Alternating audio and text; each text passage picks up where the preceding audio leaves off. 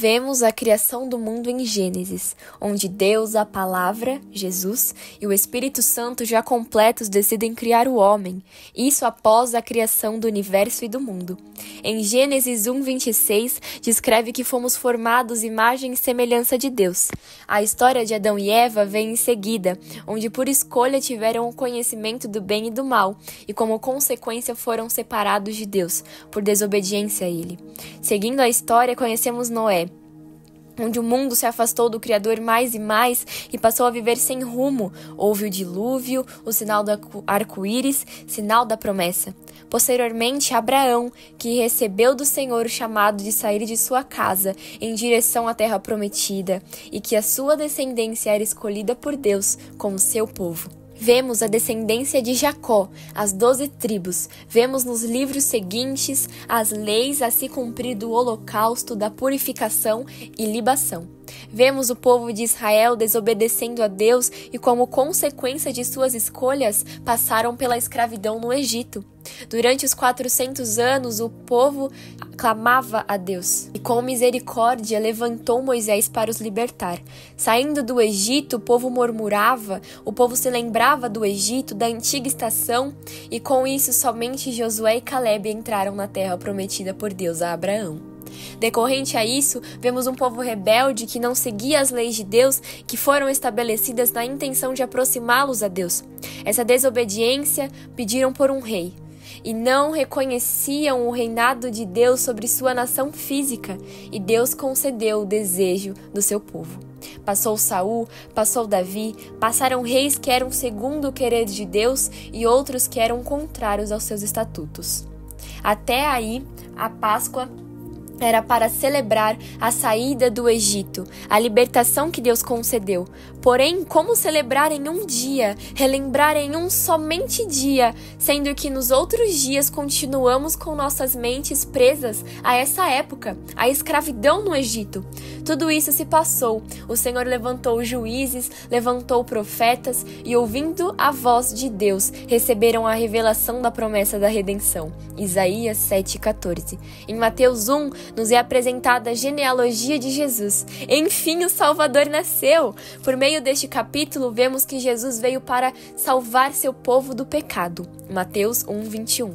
Jesus cresceu, chorou, se machucou, se alegrou, teve crises de riso, passou mal, ficou triste, foi ensinado, fez amigos, se decepcionou com amigos, cresceu em conhecimento ao Senhor.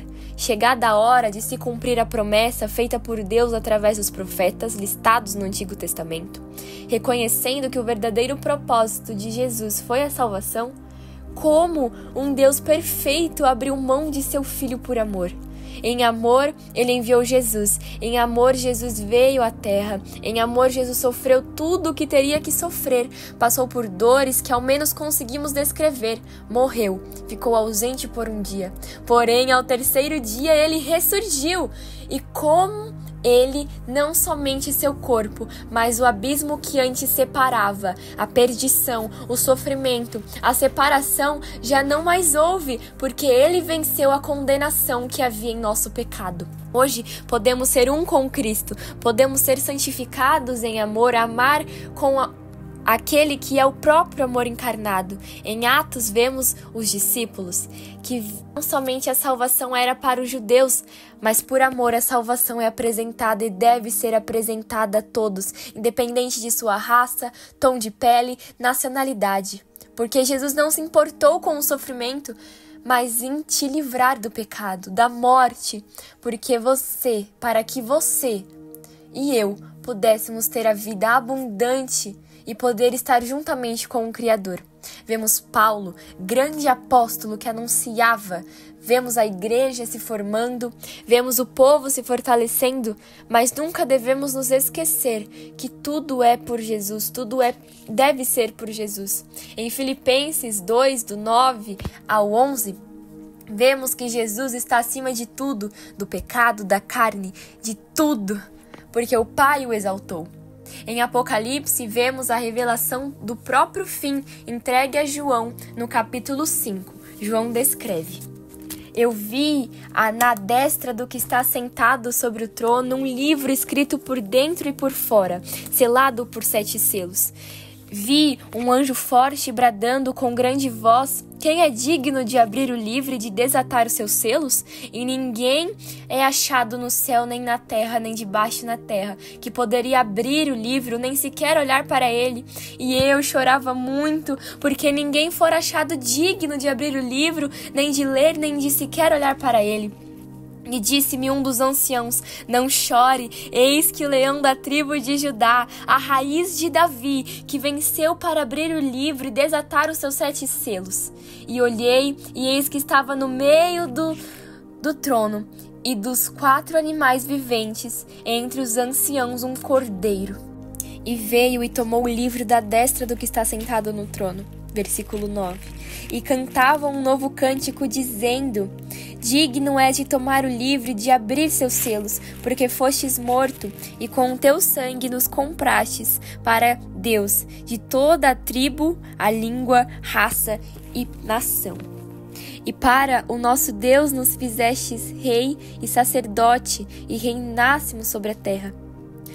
E com grande voz diziam: digno é o cordeiro que foi morto de receber o poder, a riqueza, a sabedoria, a força, a honra, a glória e a ação de graças. E ouvi a toda criatura que estava no céu, na terra e debaixo na terra, e que estão no mar, e a todas as coisas que neles há, dizendo: ao que está assentado sobre o trono e ao Cordeiro sejam dadas ações de graças, honra, glória e poder para todos sempre. Esse Cordeiro é Jesus. E ele é o significado da Páscoa. Ele é a própria Páscoa. Ele é tudo o que vemos, o que sentimos, o que vivemos e para quem devemos ir. Passemos por toda a Bíblia e podemos analisar com isso. Desde o primeiro pecado, onde fomos destituídos da glória de Deus, o Senhor já planejou a redenção, para tirar o abismo que havia entre a sua criação e Ele. Ele nos criou em amor, e em amor Ele nos salvou, e em amor se manteve, e em amor Ele se manterá. Deus nunca deixou de cumprir sua promessa, por mais que nós venhamos a ser como o povo de Israel, que era desobediente e inconstante com Deus. Mas o que eu e você, temos feito com essa salvação? Temos nos rendido a uma mente escrava? Ou temos nos renovado na mente de Cristo? Temos vivido um evangelho fútil? Um evangelho medíocre? Ou um evangelho forte, vindouro do reino de glória com o retorno de Cristo? Temos vivido nossa identidade perdidos como nos tempos de Noé? Temos negligenciado Jesus como ocorreu quando estava aqui na terra? Temos sido como os israelitas que desobedeciam? Temos sido como João que chorou amargamente de tristeza por não saber como decorreria? Ou temos nos quebrantado, nos dilacerarmos, nos prostrarmos em pó? Não somos nada perante a majestade de Jesus. E vivemos essa vida em nós. Gálatas 2:20. Qual tem sido a nossa esperança? Em que a nossa identidade tem sido firmada? Qual tem sido sua motivação? A resposta para essas perguntas em sua vida é Jesus? Não? Nossa vida é reconhecer dia após dia que a cruz foi a manifestação do amor, amor esse que não sabemos a real proporção, porque Ele venceu a morte por amor. Que tudo o que somos, fizermos, estarmos, tocarmos, deve ser Jesus, deve estar em Jesus, deve manifestar Jesus, até que Ele venha.